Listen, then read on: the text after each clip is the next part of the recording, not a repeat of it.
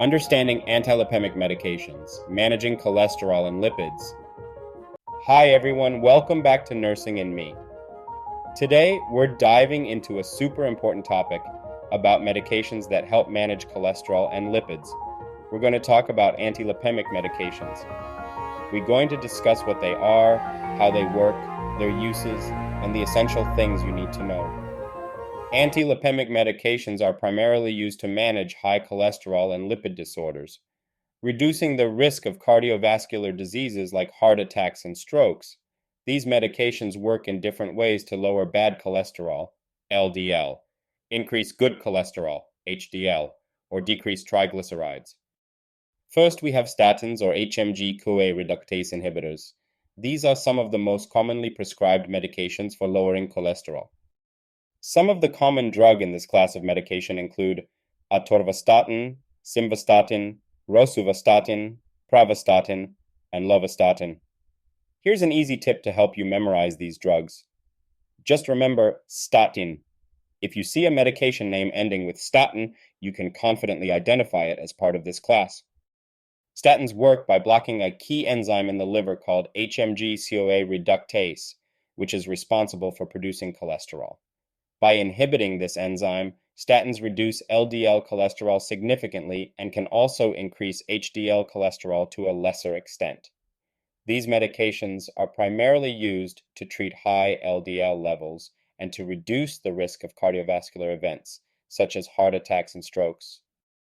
However, they do come with potential side effects, including muscle pain or weakness, liver enzyme elevation, and in rare cases, a serious condition called rhabdomyolysis. Patients taking statins should avoid grapefruit juice, as it can interfere with the medication and increase the risk of side effects. It's important to take statins at the same time every day, preferably in the evening, and report any unusual muscle pain to your healthcare provider. Next, we have fibrates or fibric acid derivatives, which include medications like fenofibrate and gemfibrozil. Fibrates are particularly effective at lowering triglyceride levels and can also modestly increase HDL cholesterol. They work by activating an enzyme called lipoprotein lipase, which helps break down triglycerides in the blood. These medications are commonly prescribed for patients with high triglycerides or mixed dyslipidemia. While fibrates are effective, they can cause side effects such as abdominal pain, gallstones, and an increased risk of muscle problems when taken with statins. Moving on, we have bile acid sequestrants. Medication include cholestyramine, cholestyramine, and cholcevolin. These medications work by binding to bile acids in the intestines, preventing cholesterol from being reabsorbed into the bloodstream. Common side effects include constipation, bloating, and potential deficiencies in fat-soluble vitamins like A, D, E, and K.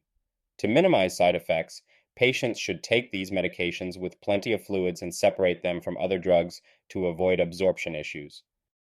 Now let's talk about PCSK9 inhibitors, which include injectable medications like alirocumab and evolocumab. These are advanced therapies used to significantly lower LDL cholesterol, particularly in patients with familial hypercholesterolemia, or those who cannot achieve their cholesterol goals with other medications.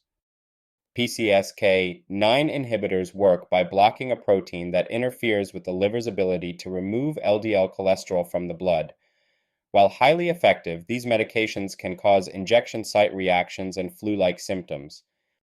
Patients should learn the proper injection technique and store the medication in the refrigerator. It's also crucial to stay consistent with their dosing schedule, which is typically every 2 to 4 weeks. Finally, we have B vitamin niacin. In this class of medication, we have vitamin B3. This medication is used to lower LDL and triglycerides while increasing HDL cholesterol. Niacin works by slowing the breakdown of fats in adipose tissue, which reduces the production of LDL and triglycerides in the liver. It is often prescribed for patients with mixed dyslipidemia or low HDL levels. However, niacin can cause flushing, itching, and liver toxicity at high doses. To minimize flushing, patients should take niacin with food and avoid alcohol or hot beverages immediately after taking it. It's important to follow dosing instructions carefully and inform their healthcare provider of any unusual symptoms. And that's a wrap on today's video about antilipemic medications. I hope this breakdown was helpful and made it easier to understand the different classes, how they work, and what to watch out for when using them. If you found this video informative, don't forget to like, subscribe, and share it with others who might benefit. Thanks for watching and see you in the next video.